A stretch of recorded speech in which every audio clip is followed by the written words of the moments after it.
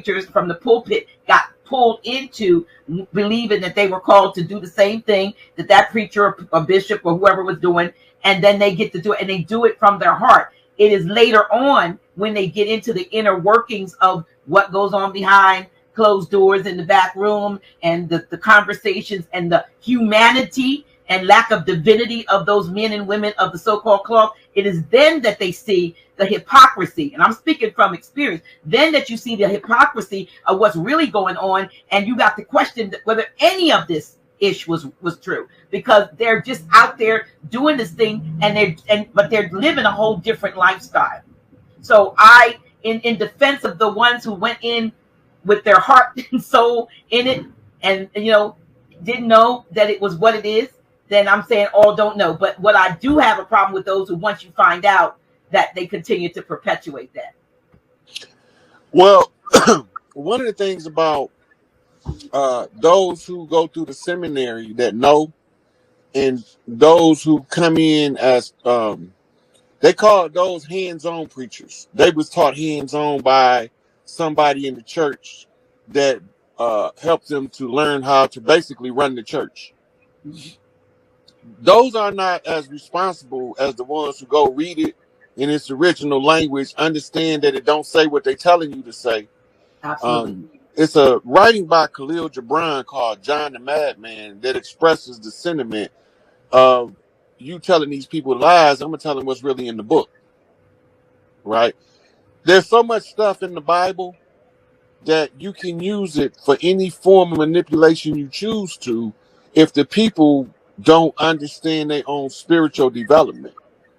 It becomes a easy tool of exploitation for those seeking to be wealthy. It's a way to get a whole lot of material gain for well-placed lies. They don't have to know they're lying when they come in, but at some point, the discovery is imminent. You cannot continuously read that Bible and preach, because when you start preaching in front of a group of people, most people don't know this. You start off, you might be a fraud, but you start getting messages. Hey, stop telling them lies to the people, right? And sometimes the message might come from a 3-year-old in the church saying, why that preacher lying? Right?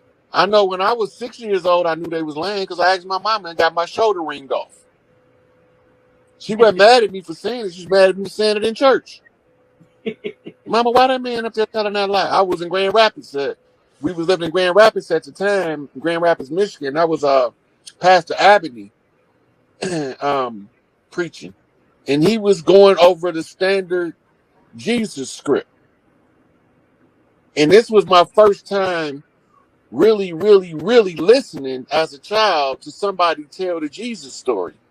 He told it exactly how he's taught to teach it. And I immediately said, this man lying. As a 6-year-old. And it was a blatant outburst. All the church ladies turned around looking at me, and it embarrassed my mama to the point where she pinched me and wrung my shoulder off, got me crying up in the church. Talking about, you can't be saying that up in here. And then when we got home, later on, she talked to me, and then, because she did, even if she disciplined us, she still talked to us. Mm-hmm. She didn't just discipline us and didn't never give us nothing.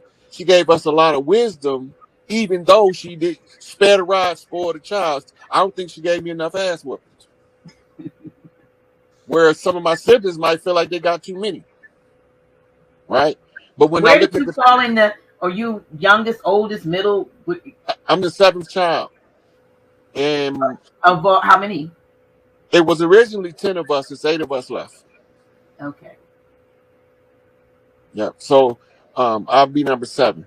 My mama was number 7 and her daddy was number 7. Okay. Significance. Mm-hmm. Yeah. That's what they call a lightning strike. And my grandmama got struck by lightning. Really? I mean, actually. Yeah. She was working on the fields of Mississippi down by Macomb, Magnolia, Tylertown area. And the storm came in and she got struck by lightning. That was my mama's mama. My mama said I think my mama was 5 years old when it happened. She never stopped grieving her mother her entire life. Oh, so she did not survive the lightning strike. No. Hmm. Wow. Right. That's where it ended her. But her spirit was strong in my mama. And it was due. So this goes back to the psychic connections with people. It's from the heart chakra. And it's from the place of pure love. And this is why most people can't never attain psychic abilities, is because their heart is confused with the ways of the world. Right? So those with the golden heart can shine the brightest, but they first have to get the charring off from being exposed to the dirt of society. And that's what we're working on. That's why we're here. That's what our karmic debt in being here is, to clear it by following our path of our book of life. You don't know what your book of life is until you get a certain level of awareness and look back on your life. And it's what they call dying while yet living. It's part of doing shadow work while you're going through the dark night of the soul. So when you look back on your life, you see certain patterns, key names, key figures, who's influenced what. And archetypes. You see certain archetypes. So archetype is part of the required study in the priesthood to allow you to understand which aspect of God you're dealing with. The highest aspect of God we call Big Mama. And the next highest aspect of God we call Big Papa. Right? Big Mama feminine, Big Papa masculine, but we call them the old energies. Right? So when you hear about them, call them the gods from days of old. It's written in a lot of the texts around the world, but don't nobody know what it means. Because they don't call for help, they can't get none. They're calling the wrong names. Right? Jesus is spelled I-E-S-O-U-S in Greek. Right? Using applied grammar, I-E becomes fused as I, S, U cancels out the O and makes the U-S sound, us. So when you pronounce it as a single word, it says Isis. But the story that it's telling is not the story of Isis, it's the story of Moses or Horus. Right? So the character, the Old Testament was written as a recovery text for the New Testament, meaning the New Testament was written first. We were told always told in the church and in Bible college that the Old Testament is the new concealed and the New Testament is the old revealed, and that's the way they kind of played it off. But because they got to give you the right to discover that the Old Testament is written after the New Testament, which turns religion on its head.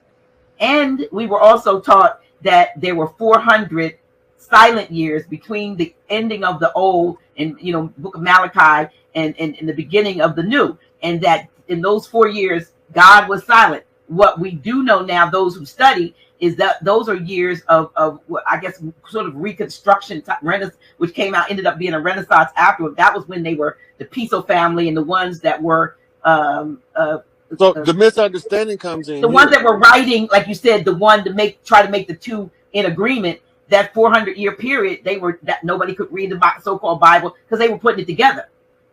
Right, but that 400-year period is actually a period where apocryphal books was written.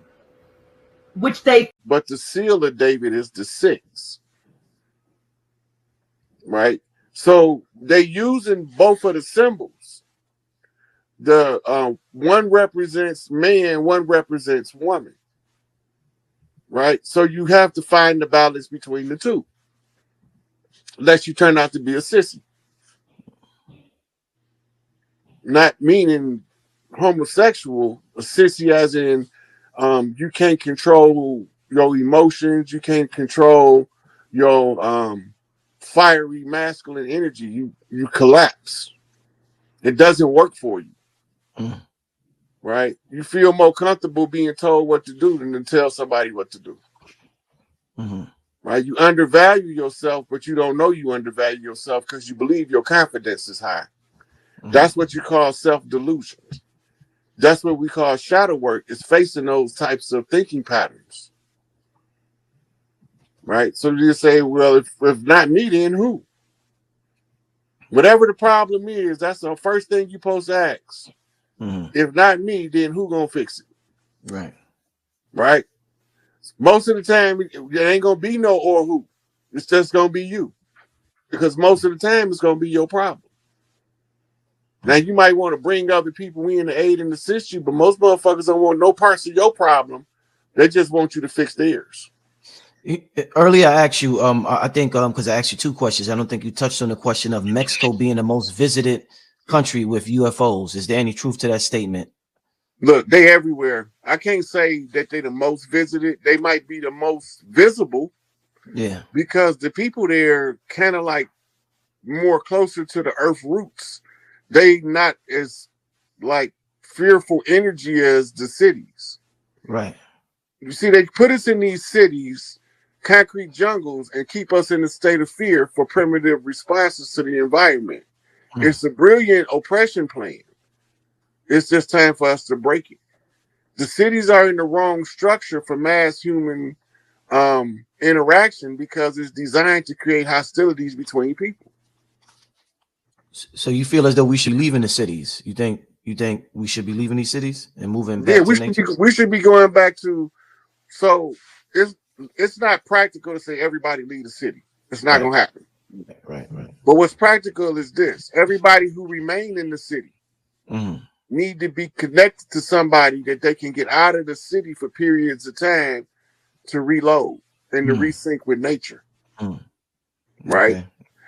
We need to be reestablishing family bonds. So the number one piece of advice I've been giving the young chiefs, asking me what can they do, is this: speak to somebody in your family that you know they're related to you, but you never had a conversation with them. Give them 30 minutes of your time, call them up. Yeah. You know, get to know a new family member at least once a week. Okay. Shit, That's what. When you do this connection with the family like that, you know, they're going to call you back. Right. In a week or so, hey, I was just thinking about you, figure I'd call you back.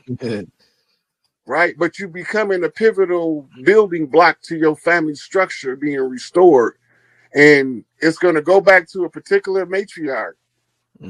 Right? And that's where the family lines are going to go back to. I'm not sure who the matriarchs are in the history books yet, but it ain't gonna be no secret. Ain't no more secret squirrel shit. You know, if a motherfucker charge you $385 million to run a motherfucking freeway through here, we want to know if he got his money. How you pay? See, part of the redemption process, because you got to remember, they had us in salvage right laws under admiralty jurisdiction, under the pretense that our landmass crashed into their ship, the good ship Plymouth, what we call the Mayflower. Now, why do we call a ship the Mayflower that was named the Plymouth? And who changed the name? You see what I'm saying? Because it's a reason for that. What Malcolm say? We didn't land on Plymouth Rock. Plymouth Rock landed on us. What the fuck is Malcolm talking about? He's talking about the jurisdiction of the court case. In the jurisdiction of the court case, they are the ones claiming we crashed our landmass into their ship. Everybody know it's preposterous that the ship have to crash into the landmass. Right? So this is what he's talking about. To negotiate, I'm sitting here going over this earlier today. Let me show you. I was over this, right? And I was reading, going back to, I done read this stuff multiple times already, but I was going back through the Treaty of Peace and Friendship and what was inspiring it and what was they talking about. And we didn't have anybody representing us. It didn't have anything to do with us. It was the corporate America making a deal with the Sultan of Morocco in a protectorate order, and I don't know how the fuck he was gonna have a protectorate, but anyway, it go back to Saudi Arabia. You had to go to Saudi Arabia to get the emperor to unseal whatever the agreement was. Right. So when I was going through that earlier, I couldn't believe what I was reading because it was blatantly what ended up having to be done. And I remember it's a part 6 of the agreement. I think it is.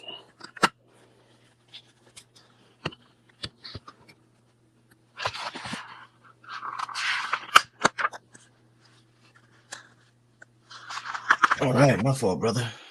Yeah. I was looking in here because it was somewhere in this agreement, and I'm gonna show you something. Okay. Yeah, part 6 of the agreement on the Treaty of Peace and Friendship. And it was talking about returning to you what's yours. Anybody who can find somebody that's organic to the land, right? Now they calling them, if any more shall bring citizens of the United States or their effects to His Majesty, the citizen shall immediately be set at liberty and the effects restored. And in like manner, if any more, not a subject of these dominions, shall make prize of any of the citizens of America or their effects and bring them into any of the ports of His Majesty, they should be immediately released. This is the carryover from that agreement with George Washington and the Feathers versus the Fezes. Mm-hmm. Farrakhan went to Mecca 3 years ago to cash in an order on that part we just read. Yeah. Because if you can prove who you is, then you can get them to get off your land. But you got to go back to the source of the document. Mm-hmm. And the Sultan Aziz of Saudi Arabia is the one who was originally responsible for it. So who's the heir? If you go watch Farrakhan video from 3 years ago when he went to Mecca, you see him go in these big ass doors. Mm-hmm. He's going to close the contract for us. He's going to get he literally going above the fucking Pope head to get our shit. An emperor is bigger than a king. Right? So he went to an emperor's heir to honor the emperor's word to restore the organic people back to their rightful place. But none of the Moors seem to know any of this. Why don't the Moors know about this? Because they're too busy arguing dogma and they're not following the civics. You got to understand civics to the degree where you know how to assert your sovereign jurisdiction as a pretender to the throne. Right. Right? Then you got to identify the throne. Then you got to identify your organic land that you're from. Mm-hmm. Right? And then you got to identify your cause for jurisdiction. Once you do these things, and it's verified because only certain people communicate a certain way. Remember, they know who the next Dalai Lama is within 5 years. Every day they go out and they look up at the sky and they hold their hands up. And when they get a response, they go mount up the Tibetan monks and they go find this kid and then they lay all these artifacts out in front of him. And he can only pick his from past lives. They gotta always have been one of his items and they come from different past lives. So he picked the right items. He the Dalai Lama. He picked one thing wrong, he ain't the Dalai Lama. Right? So the same way that energy comes back, you can read it by knowing the zodiac signs and the charts. You can know whose energy is returning and where it's going to return at. So this is why it's talking about falling stars and shit. Right? They're not necessarily talking about falling stars. They should be telling you count the meteors. Count the asteroids. A lot of the asteroids come in cycles because they're going in a big orbit around the Earth or around the solar system for that matter. Right? And then they come back close enough where we can get to see them flying across the sky and they're looking like a flash of light. Right? So now NASA is trying to figure out if they can use an explosion in space to redirect a asteroid that's about to hit the Earth. It's possible. Didn't they just collide with an asteroid? What happened with that? Then man, that looked like CGI to me, and it sounded made up, like in the background, like it was some college kids having fun. Yeah. Let's see let's see exactly what they say. NASA. I posted it today. Oh yeah. I posted what they said. I gotta let people know what they're talking about, even if they don't, you know. Definitely. All right, let me share this on the screen. Let's see exactly what NASA are talking about.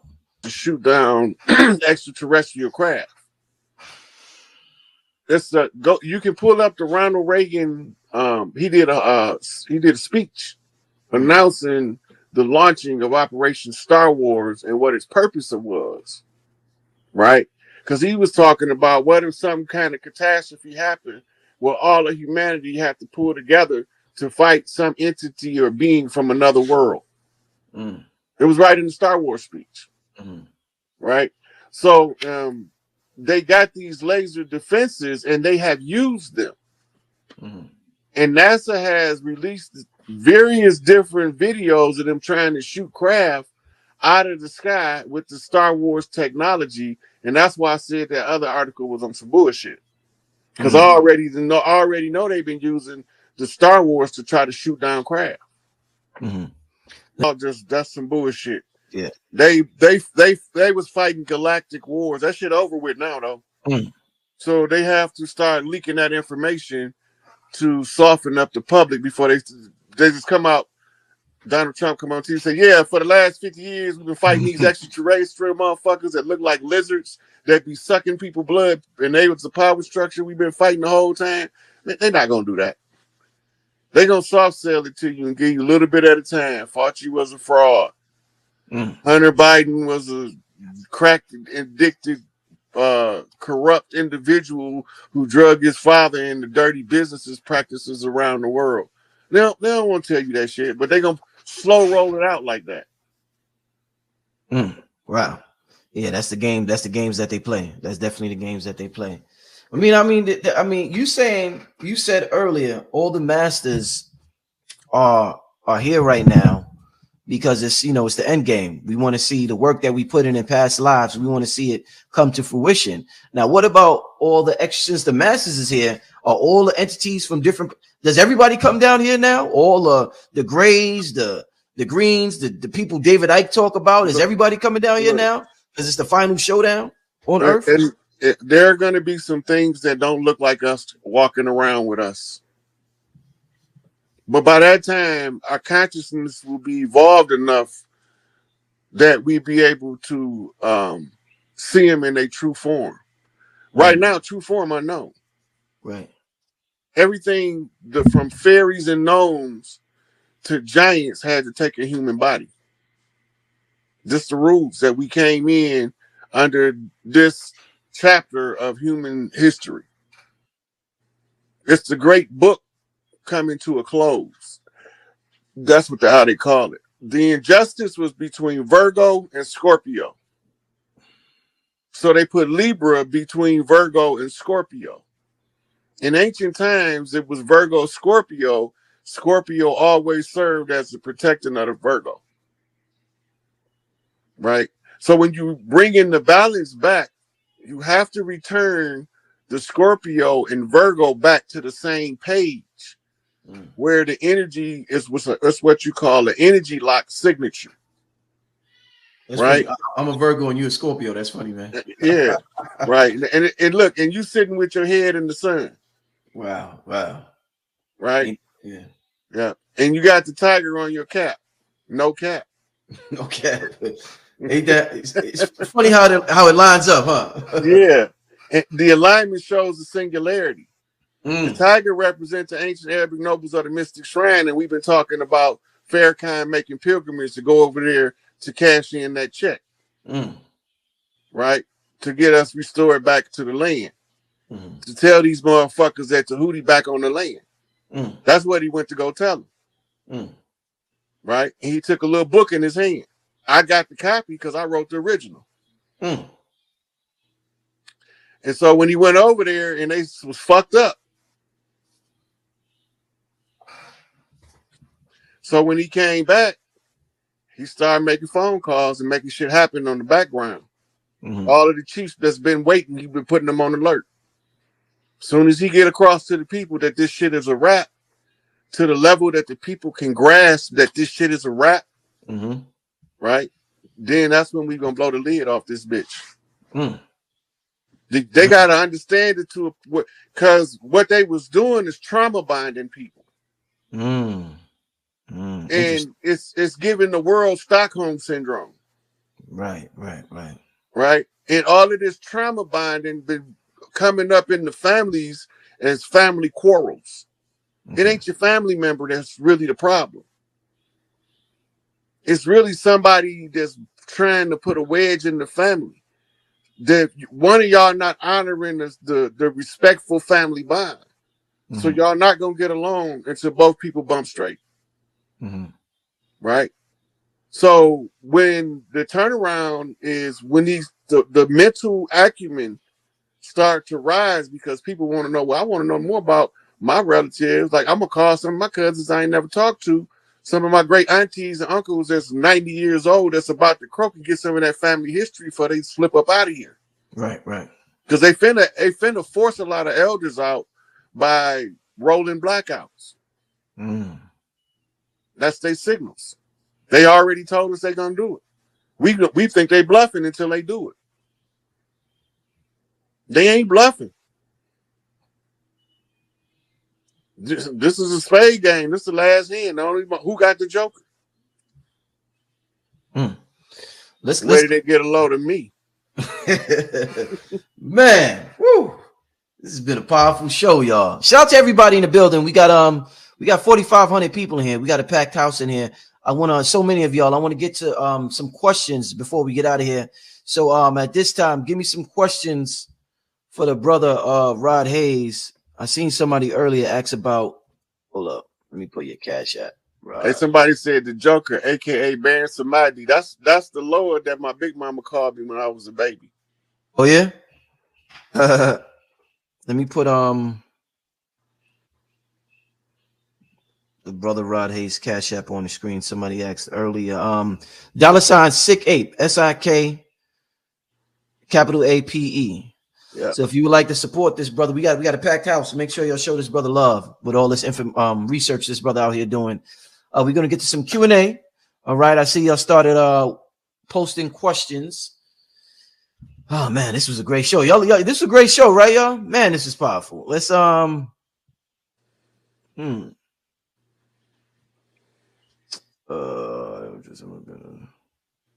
me hold up.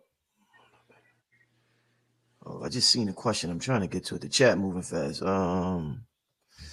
What do you know about the L's and the 11 race? I hope I said that right. That's something I'm not familiar with. I can't speak on that. I don't know what they mean by it. Okay.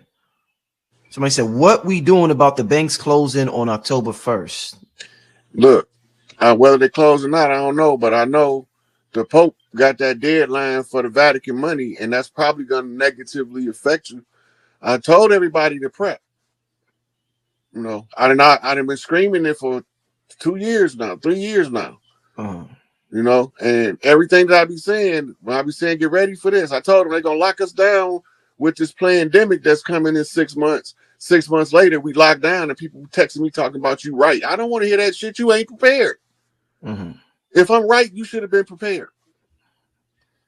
Indeed. Somebody said, where's it at, man? Here we go. Okay, here we go. What can you tell us about Sirius X? That's a satellite radio station. I'm Chief Pontiac. Okay, Pontiac. Okay, all right. We got it. Okay, we got it official. Chief Pontiac. Okay, all right. Yeah, I like that too. They made a damn calls out of the Pontiacs. Mm-hmm. So are you the first Pontiac, or was it a Pontiac? I mean, well, I know you probably go back, life after life, but I'm saying, like, So there was a chief named Pontiac, and that's Pontiac, Michigan, and Pontiac, Illinois, both named after. Okay. And, he was one of the chiefs that governed the land that they called the Northwest Territory, which is Michigan, Indiana, Ohio, Illinois, Wisconsin, and Minnesota. So it was. So you ever see the clothes the kids wear called Oshkosh? No, I'm gonna check that out. I'm gonna have to write that down. Well, Oshkosh B'gosh was a chief. Right. He was from up toward the Minnesota area, but I think he was at a different time than Chief Pontiac.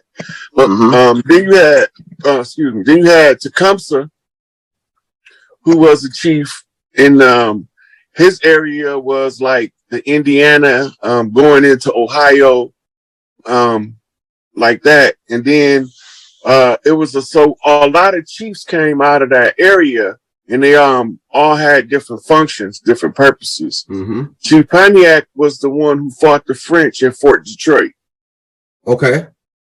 Right. And he had originally made agreements and alliances with the French because they came in peace, but when they turned on him, that was a whole nother story. But he got killed by one of his own people. Yeah, he got stabbed in the back by a young brave down there in Illinois, southern So somebody Illinois. paid, some of them dirty dudes paid somebody to take him out. Well, it was a lot of infighting because back then, excuse me, everybody had a different idea or a different approach to dealing with both the ones that look like us that came over here to replace us.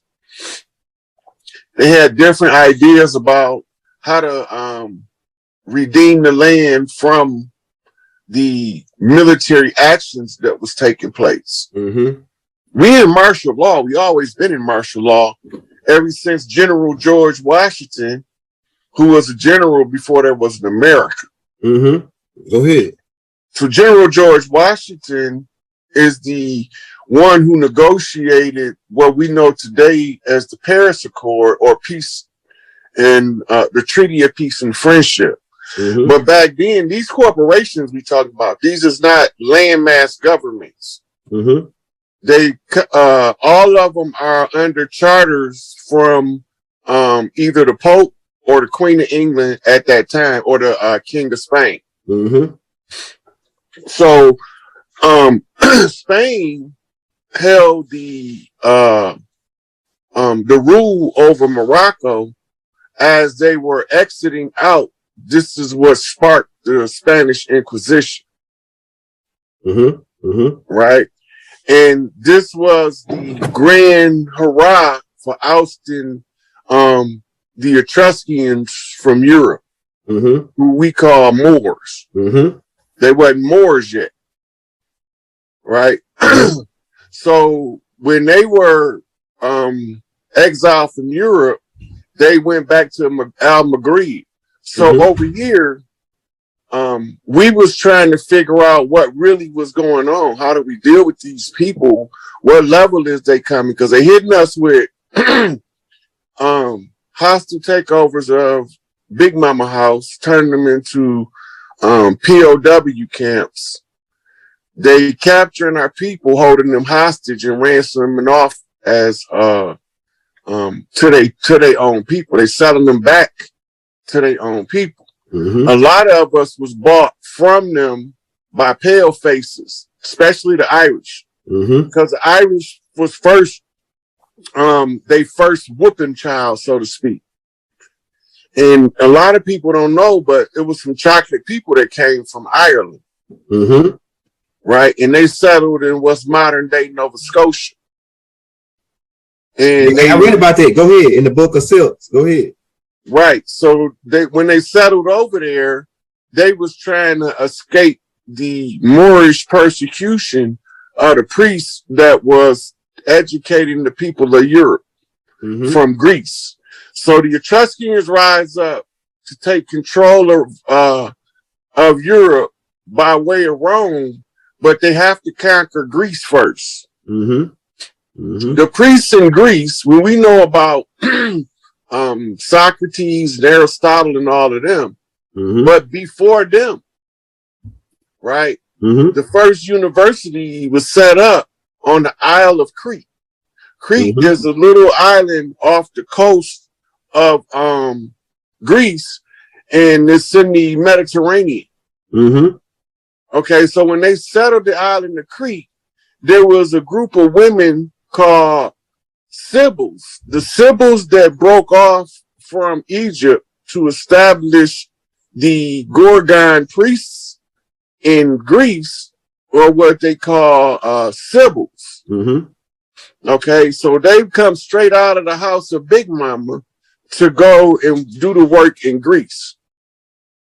So Helen was the Medusa of the Medusa, which means the highest rank of the Sa, which is the doulas, the birth priestesses. The Sa priestesses, which carries the symbol of the Sa as a symbol of protection from divine order. Right? So they settled Greece and set up the matriarchal government of Greece, and wrote and had scholars to write and pen the Greek alphabet. Go ahead. So they gave them Greece, right? So then they emerged from Greece under Alexander as the infiltrator. That's Enlil's son. Right? We already went over the birth of Alexander, so we know who he is. Right? So he Enlil's son. So his job, his life mission is to go to what we call the Indus Valley, the place of the Hindu, and recover the scrolls, the caste scrolls of government. He who holds the caste scroll controls the government for the balance of the age. Now, they got to first get past the priests that hold these documents in secret. Right? So when they go over there, they go to conquer the people of India. So when you read about Alexander's conquest, now notice when he started going through Egypt and they renamed the capital city Alexandria, they didn't go into what we know as the Sudan. Because south into Sudan and Ethiopia, they were under a group of women known as Candace Queens. Well, go ahead. The Candace Queens was told that they would be the terror of Alexander if he tried to get past him into the interior of Africa. Go ahead. I'm with it. Now, the history of the Candace Queens, which was the warrior Sibyl's sister, who falls under the house of Sekhmet. Right? That's those warrior women, those tribes which Diana comes from. Diana being Wonder Woman. Go ahead. Right? So when you go into Europe, you find a goddess named Diana. She was a Gorgon priestess by birthright. That's what that island was. It was representative of the house of the Gorgon priestesses where the women warriors was trained. So they gave the culture to Greece. So now Alexander not going fucking with them Candace Queens. He already know what their legacy is. They have a legacy of victorious military conquest of great generals in antiquity. Right? So once the stronghold or the scrolls, the caste scrolls of government falls into the hands of Alexander, now comes the discourse on the Republic by Plato. Okay, I'm with you. Okay, so now Plato is talking about a rule by law called a republic form of government. That's what a republic is. Okay, now they announce it biblically because you have to overthrow it to win the scroll of cash in order to lay down the next 6,000 year timeline. Right? So we all come in and we really thinking that we waking up from the amnesia, but we really coming back to reset the historical clock of the earth. Right? So the cash scroll gives way to the republic. The republic runs the Roman Empire from the internal methodology of the cash scroll. Now, the standard for the cash scroll is the separation of a chess game from the Etruscans. The Moors play chess. They masters of chess. Right. That's right. Right? And so the challenge comes as a fifth dimensional chess game. Okay. The fifth dimensional chess game, in turn, opens up the psyche to play the game of the masterminds. Right? So then they bring out the movie Mastermind who think he killed the hero, and then now there's nobody to protect the earth, and now the villain becomes the hero of the mastermind. Now, we in a conflict of hierarchy, a caste system, using a socio-economic leverage to enforce what's a skin-based caste system, and then give misnomers as the determining factor of the caste. So the competency in law that's required to overthrow the unum sanctums, right? The declaration of souls by the Pope and our incompetence, Dred Scott 3/5 compromise, right? Okay. Now we need to be 5/5 realized to declare ourselves competent to play in the game of international affairs. We need to be sitting on the God seat if we need a superior position. So the key to the game is stand in the position of right at all times and bump straight. Right? Now people gonna come from the left and people gonna come from the right. And some of them gonna leave off the left and some gonna leave off the right. But however it go, it's just a chess game. Right? Right there. So right. So now you got grown ass people walking around believing in their heart of hearts that they just living their life, but they all pawns on the chessboard. Pull up this book called Pawns in the Game. Pull it up on Google, Elder. I got y'all on to lock this door real quick. Right, there you go, right there. So, all right, which one want me to pull up on Google? Pull up a book called Pawns in the Game. Okay, yeah, I got that book. Pawns in the Game. I can actually show you a picture of the book. You want me to show my book of it? You can show your book if you want to. All right, yeah, let me go show my book. I want them to see it for reference purposes. That's all. I actually read that book, man, and I got an interesting commentary on it. I actually read that book, man. I got so many damn books over here. I might have to just pull it up because I got so many damn books over here. I might be digging, wasting damn time. I don't want to waste the time, so I know I got the book. I just showed it before on the show. Yeah, you can just pull it up under emphasis and come right up. I read it though. I read the book though. Yeah, as soon as you type it in there, it's gonna come right up. I think he had more of a Christian point of view though, the way he was telling his perspective. He did. Yeah, he did. You got to look past that. That means that keep you from getting stuck to the right. Yeah, that's right. I look past it because I was a Christian, so I was saying where he was coming from. But I still took my meat. I took the meat from it. You know what I'm saying? You have we're gonna pull up this Pawns in the Game. Pimp and Ken. I got that. I got all them little chess games like Pimp and Ken. He got a book called How to Play Human Chess. Mm-hmm. Pawns in the game. Yeah. There you go. William Guy. That's the one you talking about? Mm-hmm. Oh, let me save it in your file then. Let's do it in your file. Man, who the heck keep on turning my truck alarm on, bro? These dudes right here, man. They probably sent one of them bumbling ass idiots to come put a tracker on your shit, and you keep sounding the alarm and running. Yeah, right. I think it could be the mastermind Hakeem. They going after him right now. They getting him off. Here you go. Here I'm gonna pull it up.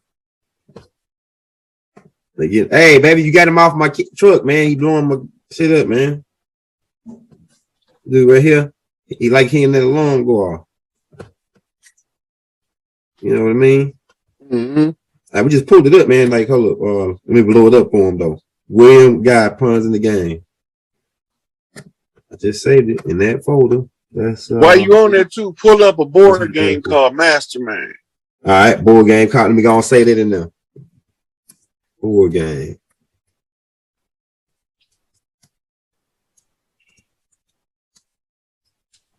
Mastermind.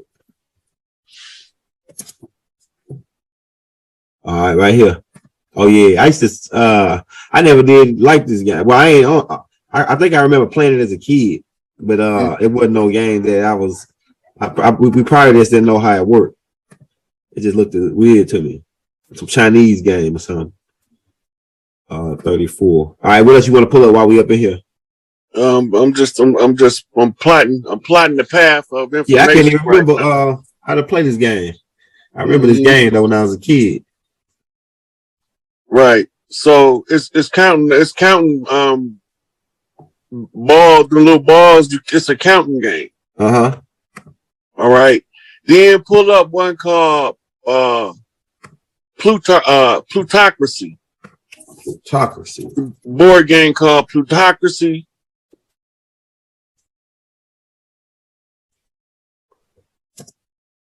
Let's see. This supposed to be open Q&A. We just in here doing our thing. Hey, look, hey, that's what the people like, man. They like when we freestyle. We can pull the shit up right here. We ain't gotta have the slides all the time. We can just go straight for what we know on Google. God damn it, or whatever we can go for. You know what I'm saying? Mm-hmm. All right. Let me see. PLUTO. Yeah, that's what C. Yes, RACY. All right, so I'm missing the okay, right there. That's how you do it. It pulls up Mastermind too. Hold on, let me take this right here part off. Is this